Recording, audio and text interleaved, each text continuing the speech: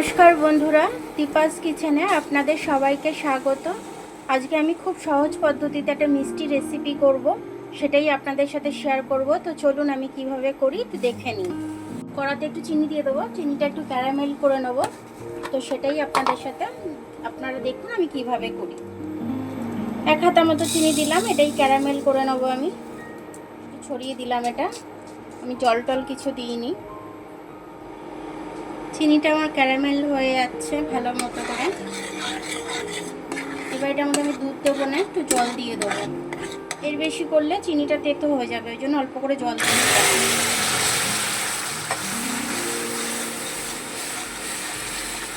এখানে আমি দুধ নিয়েছি, দুধটা কিছুটা ঢেলে দেবো আমি। এবার আমি গ্যাসটা আস্তে করে দেবো।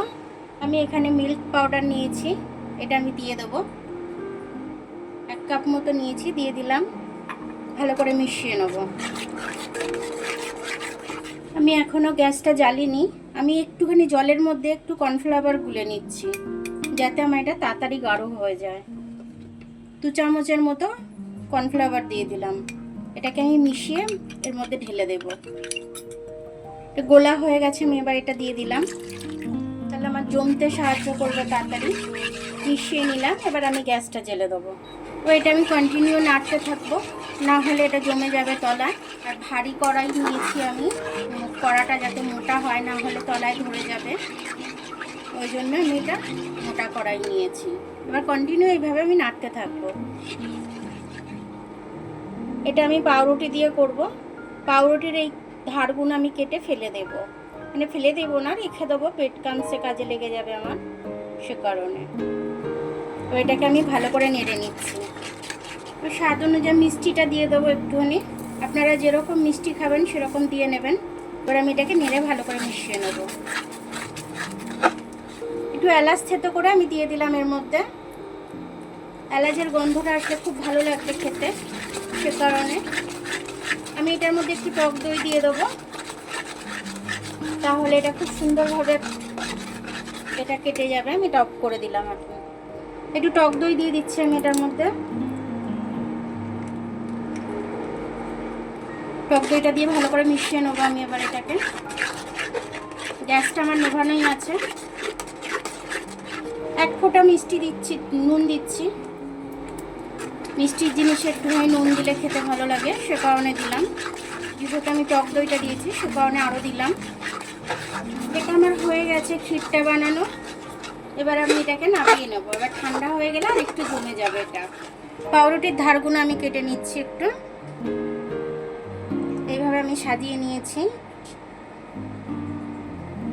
এইভাবে আমি সব দিকটা কেটে নেব। দেখুন এতগুলো কাটা হয়ে গেল, 2 পিস, 3 পিস, 4 পিস, 5 পিস মতো কাটলাম। আরও কেটে নেব আমি। পাউরুটির পিসগুলো আমি একটু বেলে নেব।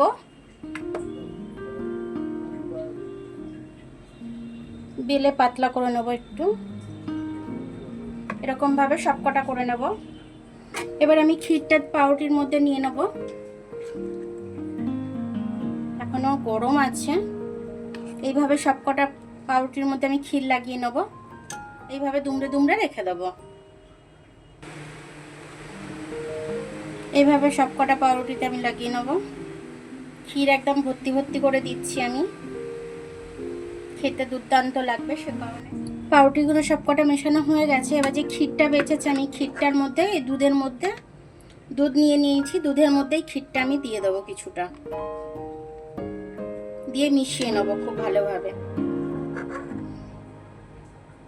থালা ভর্তি করে নিয়ে নিয়েছি পাউরুটি আমি, ক্ষীর ভরে একদম। এবার এটার মধ্যে আমি ক্ষীর মেশানো দুধ ঢেলে দিচ্ছি।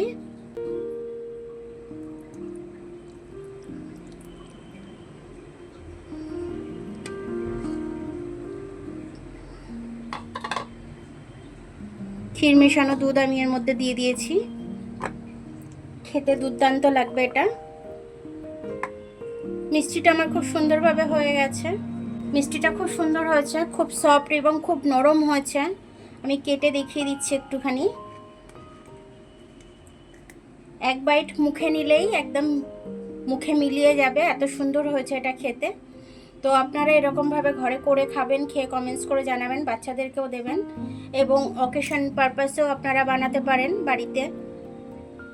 তো এরকমভাবে আপনারা বাড়িতে বানিয়ে নেবেন, বানিয়ে নিয়ে আপনারা খাবেন।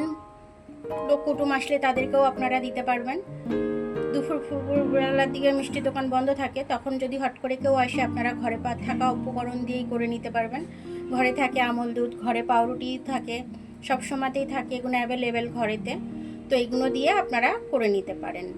তো আমার ভিডিওটা দেখার জন্য অনেক অনেক ধন্যবাদ। আমার ভিডিওটা যদি আপনাদের পছন্দ হয় লাইক, সাবস্ক্রাইব, বেল আইকনটা একটু টিপে দেবেন। আর যদি ফেসবুক থেকে দেখেন লাইক আর ফলোটা একটু করে দেবেন।